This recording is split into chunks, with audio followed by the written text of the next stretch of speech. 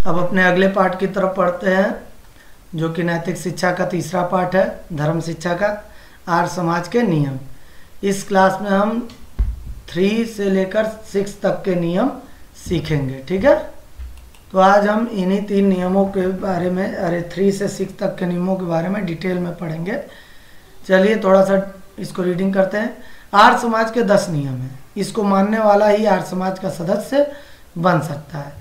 हम लोग 2nd chapter में पढ़ चुके हैं कि महर्षि दयानंद जी ने आर्य समाज की स्थापना की थी, और आर्य समाज की स्थापना करते हुए उन्होंने आर्य समाज के 10 नियम बनाए थे। तो जो लोग इन नियमों का पालन करते हैं वही आर्य समाज के सदस्य बन सकते हैं। इन नियमों में से पहले ये 2 नियम आप तीसरी कक्षा में पढ़ चुके हैं। पहले के क्लास में 3rd क्लास में ये 2 नियम तो पढ़ाए जा चुके हैं। पहला, सब सत्य विद्या और जो पदार्थ विद्या से जाने जाते हैं उन सबका आदि मूल परमेश्वर है, ये आप पढ़ चुके हैं। ईश्वर सच्चिदानंद स्वरूप, निराकार, सर्वशक्तिमान, न्यायकारी, दयालु, अजन्मा, अनंत, निर्विकार, अनादि, अनुपम, सर्वाधार, सर्वेश्वर, सर्वव्यापक, सर्वांतर्यामी, अजर, अमर, अभय, नित्य, पवित्र और सृष्टि करता है, उसी की उपासना करने योग्य है। ये सब देखिए भगवान के नाम हैं, ठीक है, और ये उनके गुणों के आधार पे नाम दिए गए हैं उनको। तो ये 1st और 2nd आर्य समाज का नियम हम लोग तीसरी कक्षा में बहुत डिटेल में पढ़ चुके हैं, तो यहाँ पर उसके बारे में मैं ज़्यादा बात नहीं कर रहा हूँ। इस पाठ में इनसे आगे के नीचे लिखे 4 नियमों का साधारण अर्थ दिया जा रहा है। जो बाकी के 4 नियम हैं अभी इसके आगे के, उनका साधारण अर्थ पहले देखते हैं। तीसरा नियम है, वेद सब सत्य विद्याओं का पुस्तक है।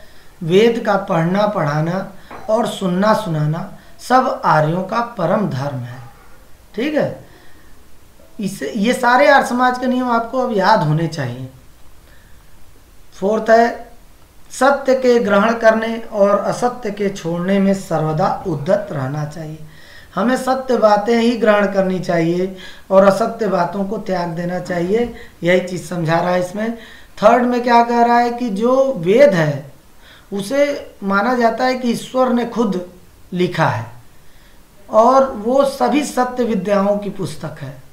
तो वेद को हमें पढ़ना आना चाहिए, सुनना सुनाना चाहिए। ये एक आर्य का परम धर्म है। आपको जानकर ये खुशी होगी कि पहले भारतीयों को आर्य ही कहा जाता था। तीसरा है 5th, सब काम धर्मानुसार अर्थात सत्य और असत्य को विचार करके करना चाहिए। हमें कोई भी काम हम कर रहे हैं तो हमें ये पहले ही विचार कर लेना चाहिए कि ये धर्म के अनुसार है कि नहीं, सत्य है कि नहीं, इसमें कोई असत्य बात तो नहीं है। इन सारी बातों को विचार करने के बाद हमें उस कार्य को करना चाहिए। फिर 6वां नियम है, संसार का उपकार करना इस समाज का मुख्य उद्देश्य है। भाई देखिए, कोई भी समाज हो, उस समाज तभी आगे बढ़ सकता है जब वो संसार के उपकार के बारे में, उसके आगे बढ़ने के बारे में सोचे, अर्थात शारीरिक, आत्मिक, सामाजिक उन्नति करना, यानी अपने शारीरिक उन्नति करना, अपनी आत्मा की उन्नति करना आध्यात्मिक कार्यों से, और सामाजिक उन्नति करना, समाज में अच्छे नियम बनाकर एक सभ्य समाज बनाकर हम संसार का उपकार कर सकते हैं। देखिए, जो आर्य समाज के नियमों में तीसरा नियम है, ये जो आर्य समाज के नियमों में तीसरा नियम है वो पहले नियम का ही पूरक है। ये देखिए, पहला नियम क्या था, वेद सब सत्य विद्या। देखिए, पहला नियम यही था, सब सत्य विद्या और जो पदार्थ विद्या से जाने जाते हैं उन सबका आदि मूल परमेश्वर है। यही चीज तीसरे नियम में भी दिया है। देखिए, वेद सब सत्य विद्याओं की पुस्तक है। वेद का पढ़ना पढ़ाना और सुनना सुनाना सब आर्यों का परम धर्म है। तो ये पहले नियम का ही पूरक है तीसरा नियम। पहले नियम में सत्य विद्याओं का आदि मूल ईश्वर को बताया गया है। पहले नियम में यही बताया गया है कि सारी सत्य विद्याओं का आदि मूल कौन है, ईश्वर है। और तीसरे नियम में कह रहे हैं कि वेद को सब सत्य विद्याओं का पुस्तक बताया गया है, ठीक है। यानी कि तीसरे नियम में वेद को सब सत्य विद्याओं का पुस्तक बता दिया गया, और पहले में बताया जा रहा है कि जितनी भी सत्य विद्याएं हैं उन सबका आदि मूल ईश्वर है। इसका अभिप्राय तो यह हुआ, इसका अर्थ तो यह हुआ कि ईश्वर जो वेद है ईश्वरकृत है, यानी कि वेद को किसने बनाया है? ईश्वर ने, भगवान ने बनाया है, परमात्मा ने बनाया है। वह अपौरुषेय है, किसी पुरुष द्वारा बनाया गया नहीं है। यह मनुष्यकृत नहीं है, किसी मनुष्य द्वारा नहीं रचना की गई है इसकी। आपको पता है कि हमारे 4 वेद हैं भाई, 4 वेद है ना, ऋग्वेद, यजुर्वेद, सामवेद और अथर्ववेद। तो सृष्टि के आदि में चारों वेदों का ज्ञान अग्नि, वायु, आदित्य और अंगिरा नाम के 4 ऋषियों को ईश्वर ने उनके आत्मा में जीवस्त होकर दिया। ये 4 ऋषि थे, अग्नि ऋषि, वायु ऋषि, आदित्य ऋषि और अंगिरा ऋषि। इन चारों ऋषियों के आत्मा में, मतलब इनको आत्मज्ञान कराया परमेश्वर ने इनके अंदर प्रकट होकर, और उन्हीं के हाथों से इन चारों वेदों का उन्होंने जो है रचना कराया। दूसरे ऋषियों ने उनसे इस ज्ञान का श्रवण किया। जब इन ऋषियों ने इस वेदों को रचना कर दी भगवान की प्रेरणा से, तो इन ऋषियों ने दूसरे ऋषियों को, जो कि इनके भक्त थे, इनके स्टूडेंट थे, उनको इन्होंने इन वेदों का पाठ करके सुनाया, पढ़कर सुनाया, उन्हें सिखाया, समझाया। ठीक है, इस प्रकार उन दूसरे ऋषियों को भी वेदों का ज्ञान हुआ।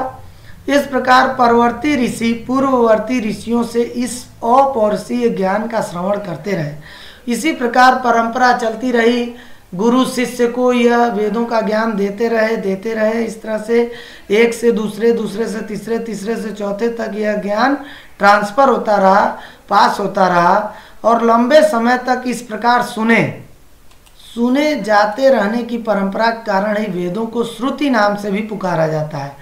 तो इस तरह से ऋषियों ने अपने शिष्यों के सामने इन वेदों का प्रचार प्रसार किया, इन्हें सुनाया, समझाया, इसका अर्थ बताया। तो जो है वेदों की ये जो सुनने सुनाने की परंपरा चलती रही, इसी कारण वेदों को श्रुति नाम से भी पुकारा जाता है। वेदों को श्रुति नाम से भी पुकारा जाता है। देखिए, वेद 4 हैं, ऋग्वेद, यजुर्वेद, सामवेद और अथर्ववेद, जैसा कि अभी ऊपर मैं बता रहा था। सच्चे ज्ञान को जानने के लिए वेदों का अध्ययन आवश्यक है। यदि आप चाहते हैं कि आपको सच्चा ज्ञान मिले, सत्य आप जानें, तो आपको वेदों का अध्ययन जरूर करना चाहिए। वेद धर्म का मूल है। हमारे धर्म का मूल क्या है? वेद है। वेद से ही सारी चीज़ें लेकर हमारे धर्म तैयार किया गया, हमारा धर्म बना है। अतः धर्म का सच्चा स्वरूप भी उन्हीं से जाना जा सकता है। मतलब अगर आपको जानना है कि हमारा जो धर्म है, चाहे वो हिंदू धर्म हो, मुस्लिम धर्म हो, अलग अलग कोई भी धर्म हो, सभी धर्मों का जो उद्गार है कहीं ना कहीं वो वेदों से ही लिए गए ज्ञान से सभी धर्म बने हैं, ऐसा माना जाता है। तो अगर वेदों को आप पढ़ते हैं तो आप पाएंगे कि हमारे धर्म का सच्चा स्वरूप क्या है। यही कारण है कि इस नियम में वेद का पढ़ना पढ़ाना और सुनना सुनाना परम धर्म कहा गया है। इसी वजह से कहा गया है कि वेदों को पढ़ना भी चाहिए, पढ़ाना भी चाहिए, सुनना चाहिए और लोगों को सुनाना चाहिए। ये एक परम धर्म है, क्योंकि आप सच्चाई बता रहे हैं, लोगों को सत्य ज्ञान दे रहे हैं। वेद मनुष्य मात्र के लिए नहीं है, वेद केवल मनुष्यों के लिए ही नहीं है, ये हर एक जीव के लिए है, देवताओं के लिए है, सबके लिए है। मनुष्य को सत्यग्रही होना चाहिए, दुराग्रही नहीं। मनुष्य को चाहिए कि वो सच्ची बातों को ग्रहण करे, जो सत्य है, उसे गलत विचारों को ग्रहण नहीं करना चाहिए। बुद्धि तथा अनुभव के आधार पर पहचानी हुई सच्चाई को स्वीकार करना चाहिए। भाई, आप एक मनुष्य हैं और आपके पास बुद्धि है, आपको अनुभव भी हो रहा है, तो अपने जीवन के अनुभव से और अपने बुद्धि से आधार पर आपको ये ज्ञान होना चाहिए क्या सत्य है और क्या असत्य है, और जो सत्य चीज़ें हों उसी को आपको स्वीकार करनी चाहिए। और जिन विचारों और सिद्धांतों का खोखलापन प्रकट हो चुका है, ऐसे विचार, ऐसे सिद्धांत जो केवल लोगों को परेशान करने के लिए, उनके ऊपर शासन करने के लिए किया गया हो, प्रकट हो चुका हो, आप जान चुके हो, तो उन झूठे विचारों और सिद्धांतों को छोड़ने के लिए हमें सदा तैयार रहना चाहिए। हमें इस तरह के खोखले विचारों को छोड़ देना चाहिए जो लोगों को डराने का काम करते हैं, आडंबर का काम करते हैं। हमें केवल सत्य बातों को ही ग्रहण करना चाहिए। हृदय में इस खुलेपन को पैदा करना चौथे नियम का लक्ष्य है। अगर आप अपने नियम हृदय में इस तरह के खुलेपन को लाते हैं कि नहीं, मैं केवल उन्हीं बातों को स्वीकार करूंगा जिनमें सच्चाई है, जो वास्तव में मानव और जीव के विकास के लिए बताया गया है, बनाया गया है, मैं उन्हीं बातों को ग्रहण करूंगा और खोखलेपन सिद्धांतों और विचारों को त्याग दूंगा। अगर आपके मन में इस तरह के भाव आने शुरू हो जाते हैं तो इसका मतलब है कि आपके मन में चौथे नियम का लक्ष्य परिलक्षित हो रहा है। चौथा नियम जो कहता है वो चीज़ अब आपके अंदर प्रकट होने लगी है। प्रत्येक कर्म को करते समय हमें यह भी विचार कर लेना चाहिए कि यह कर्म धर्म के अनुकूल है या धर्म के प्रतिकूल। कोई भी काम आप कर रहे हैं, आपके घर में कोई कर रहा है, आपके परिचय में कोई कर रहा है, आपको इस बात का विचार जरूर कर लेना चाहिए कि जो काम किया जा रहा है क्या वो धर्म के अनुकूल है, वो लोगों के लिए कल्याणकारी है या फिर धर्म के प्रतिकूल है, लोगों के लिए हानिकारक है। इस कर्म से अभ्युदय और कल्याण होगा या नहीं। जो कर्म किया जा रहा है उससे किसी का कल्याण होगा, किसी का उद्धार होगा कि नहीं होगा। वही कर्म करना चाहिए जो धर्म के अनुसार हो। हमें वही काम करना चाहिए, उसी बात पर विचार करना चाहिए, उसी को ग्रहण करना चाहिए जिससे सबका संसार का कल्याण हो, जो लोक हितकारी हो, जो संसार के लोगों का हित करे, सत्य की कसौटी पर जो खरा उतरता हो, जो बिल्कुल सत्य है उसे नकारा न जा सके, ऐसी चीज़ें ही हमें ग्रहण करनी चाहिए। धर्म का अर्थ कोई मजहब या विशेष संप्रदाय न लगा बैठिए। भाई मैं बार बार धर्म धर्म बोल रहा हूँ तो हो सकता है कि आप किसी विशेष धर्म के, हिंदू धर्म के लोग हिंदू समझ लें हिंदू धर्म, मुस्लिम धर्म के लोग समझ लें मुस्लिम धर्म, या फिर ईसाई धर्म के लोग समझ लें ईसाई धर्म। कोई मजहब या संप्रदाय नहीं होता है धर्म, इसका मतलब बिल्कुल इससे ना समझें। इसलिए नियम में धर्म का अर्थ भी साथ दे दिया गया है। देखिए धर्म का अर्थ क्या होता है यहाँ बता दिया गया है, अर्थात सत्य और असत्य को विचार कर कर्म करने की बात कही गई है। धर्म का मतलब है कि कोई भी हो, सारे के सारे धर्मों में अगर हम अलग अलग भी देखें, हिंदू धर्म हो, मुस्लिम धर्म हो, ईसाई धर्म हो, सिख धर्म हो, जैन धर्म हो, कोई भी धर्म, सभी धर्मों में एक ही शिक्षा दी जाती है कि सत्य और असत्य को विचार कर कर्म करने की बात कही जाती है, कि सत्य और असत्य का विचार करके ही हमें कर्म करना चाहिए। सत्य और असत्य को विचार कर काम करना ही धर्माचरण है। जो लोग सत्य और असत्य का विचार करके करते हैं वो लोग धर्म का पालन करते हैं। अब इसमें किसी विशेष संप्रदाय या मजहब की तो बात हो नहीं रही है। अगर आप मनुष्य धर्म सबसे बड़ा धर्म है और अगर आप सत्य और असत्य का विचार करके अपना कार्य कर रहे हैं, अपने आचरण का पालन कर रहे हैं, तो इसका मतलब है कि आप मनुष्य धर्म का पालन कर रहे हैं। छठे नियम में आर्य समाज का उद्देश्य संसार का उपकार करना घोषित किया गया है।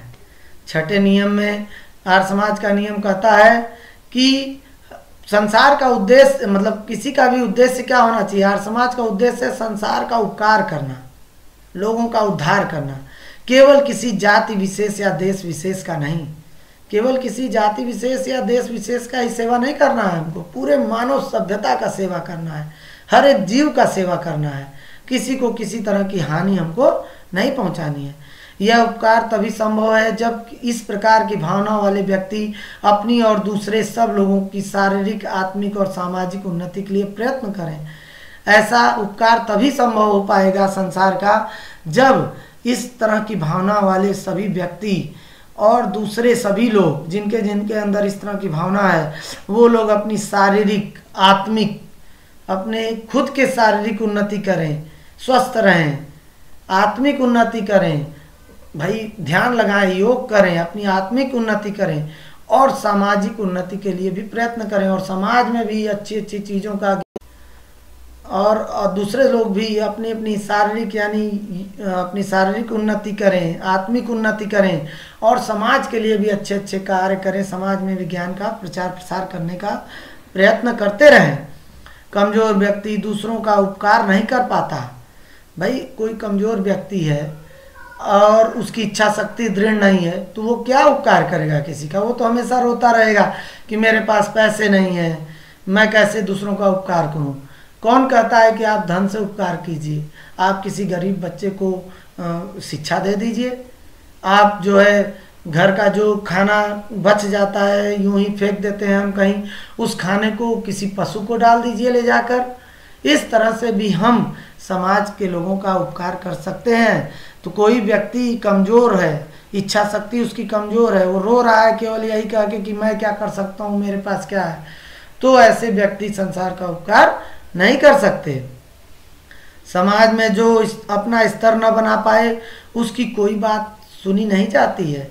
अगर आप समाज में अपनी पहचान नहीं बना रहे हैं, आप लोगों के सामने अपना क्वालिटी, अपने गुणों को प्रकट नहीं कर रहे हैं, आप समाज के लिए अच्छा कार्य नहीं कर रहे हैं, तो कोई आपको नहीं जानेगा। और जब कोई आपको नहीं जानेगा तो फिर आपका सम्मान कोई क्यों करेगा, आपकी बात क्यों कोई सुनेगा। अतः संसार का उपकार करने के लिए इन 3 उन्नतियों द्वारा अपने को उपकार कर सकने की योग्य बनाना चाहिए। अगर आप चाहते हैं कि आप संसार का उपकार करें, संसार का कल्याण करें, तो सबसे पहले आपको अपनी 3 उन्नतियां, शारीरिक, आत्मिक और सामाजिक, यानी आपको अपने शरीर को स्वस्थ रखना है, आत्मा को स्वस्थ रखना है, योग और शरीर को व्यायाम के द्वारा स्वस्थ रखना है, आत्मा को अपने योग के द्वारा और ध्यान के द्वारा स्वस्थ रखना है, और सामाजिक उन्नति अपने व्यवहार द्वारा उन्नति करनी है। अपना व्यवहार इतना अच्छा रखिए कि हर एक व्यक्ति आपसे बात करना चाहे, आपके पास आए, आपसे मदद मांगे, आप उसकी मदद कीजिए। तो जब आप इन तीनों उन्नतियों को अपना कर लेंगे तभी जाके आप संसार का उपकार करने योग्य बन सकते हैं। इन तीनों में भी पहले शारीरिक, फिर आत्मिक और उसके बाद सामाजिक उन्नति पर बल देना चाहिए। स्वयं को उन्नति का साधन बनाओ। आप इतना अपने आप को डेवलप कर लीजिए, इतना विकसित कीजिए अपने अंदर, अपने शारीरिक, आत्मिक और दिमाग को, कि आप उन्नति का साधन बन जाओ। आप कई लोगों को काम दे सको, कई लोगों की मदद कर सको और समस्त संसार की सेवा करके सबकी उन्नति करो। इस तरह से आप समाज का कल्याण कर सकते हैं। अब देखिए पहला क्वेश्चन इसमें यह है, इन नियमों को याद करके गुरुजी को सुनाइए। तो भाई आपने 4 नियम पढ़ने हैं, 3, 4, 5, 6। तो 3, 4, 5, 6 चारों नियमों को याद करना है आपको। कभी भी आपसे पूछा जा सकता है। देख लीजिए कौन कौन से नियम है। ये देखिए यही चारों नियम है, 3, 4, 5, 6। इन चारों नियमों को आपको याद करके रखना है तैयार। ये कभी भी पूछा जा सकता है आपसे। ओके। प्रश्न 2 है, वेद कितने हैं उनके नाम बताइए। तो भाई हम जानते हैं वेद 4 हैं। उनके नाम क्या क्या है? ऋग्वेद, यजुर्वेद, सामवेद और अथर्ववेद। देख लीजिए इनका आंसर भी कहाँ है। ये देखिए ये आंसर है। वेद 4 हैं, ऋग्वेद, यजुर्वेद, सामवेद और अथर्ववेद। ठीक। अगला क्वेश्चन क्या है? नेक्स्ट क्वेश्चन है कि वेद का पढ़ना पढ़ाना और सुनना सुनाना परम धर्म क्यों बताया गया है? क्या कारण है कि वेद को पढ़ना पढ़ाना और सुनना सुनाना परम धर्म माना जाता है? क्यों? उसका उत्तर ये है, देखिए कि वेद धर्म का मूल है। ठीक है। अगर हम वेदों को पढ़ते हैं तो हमें धर्म का सच्चा स्वरूप भी पता चल सकता है कि हमारा धर्म क्या है, हमें ये पता चल सकता है। क्योंकि धर्म तो कोई किसी मजहब या संप्रदाय की चीज़ है नहीं, धर्म तो बहुत बड़ी चीज़ है। और उसका ज्ञान हमें कैसे पता चल सकता है? उन बुक्स को पढ़कर जिसे परमात्मा ने बनाया है, जो कि वेद है। तो वेद धर्म का मूल है और धर्म का सच्चा स्वरूप भी हम वेद को पढ़कर जान सकते हैं। इसीलिए वेदों का पढ़ना पढ़ाना और सुनना सुनाना परम धर्म बताया गया है। किसी भी काम को करते समय हमें किस बात का विचार करना चाहिए? तो भाई हमें ये बात का विचार करना चाहिए किसी भी काम को करते समय कि जो काम हम करने चाह रहे हैं वो धर्म के अनुसार सही है या गलत, धर्मानुसार है कि नहीं, सत्य है या असत्य। मुख्य रूप से हमें इस बात का विचार होना चाहिए कि वो धर्म के अनुसार है कि नहीं। इस बात का विचार हमें जरूर करना चाहिए। आगे, संसार के उपकार के लिए शारीरिक, आत्मिक और सामाजिक उन्नति क्यों आवश्यक है? तो भाई जब तक हम अपनी शारीरिक, आत्मिक और सामाजिक उन्नति नहीं करेंगे तब तक हमारी कोई पहचान नहीं होगी, हम संसार का उपकार करने लायक नहीं होंगे। देख लेते हैं इसका आंसर भी। देखिए यहाँ लिखा भी है, संसार का उपकार करने के लिए इन तीनों उन्नतियों द्वारा अपने को उपकार कर सकने योग्य बनाना चाहिए। ठीक है, जब तक हम इन तीनों चीज़ों का उन्नतियों को नहीं करेंगे अपने अंदर, तब तक हम संसार का उपकार करने योग्य होंगे ही नहीं। इसलिए पहले हमें इन तीनों उन्नतियों का, जो कि शारीरिक, आत्मिक और सामाजिक उन्नति है, पहले हमें अपनी इस उन्नति को आगे बढ़ाना चाहिए, तभी हम संसार का उपकार करने योग्य बन सकेंगे। देखिए नेक्स्ट और लास्ट क्वेश्चन है, धर्म और सत्य का क्या संबंध है? तो भाई धर्म और सत्य तो एक दूसरे के पूरक हैं। भाई धर्म में अगर सच्चाई ना हो, सत्य ना हो, उसके अंदर सत्य बातें ना लिखी गई हों, ना बताई गई हों, तो वो धर्म बेकार है। ठीक है, और मतलब सत्य और धर्म एक दूसरे के पूरक है, बिना सत्य के धर्म पूरा नहीं हो सकता। तो यही कहा जा सकता है कि धर्म और सत्य एक दूसरे के पूरक हैं, इन दोनों की एक दूसरे के बिना कोई कल्पना नहीं की जा सकती है। अगला क्वेश्चन है, वेद क्या किसी जाति या देश विशेष के लिए है अथवा सबके लिए? तो इसका आंसर तो यही है, इसका अर्थ तो यही है भाई कि वेद किसी जाति विशेष या देश विशेष के लिए तो है नहीं, वो सबके लिए है। तो आंसर हुआ वेद सबके लिए है, किसी जाति या देश विशेष के लिए नहीं। आर्य समाज किन किन की उन्नति चाहता है? अपनी, किसी एक देश की या सारे संसार की? तो उत्तर होगा आर्य समाज सारे संसार की उन्नति चाहता है।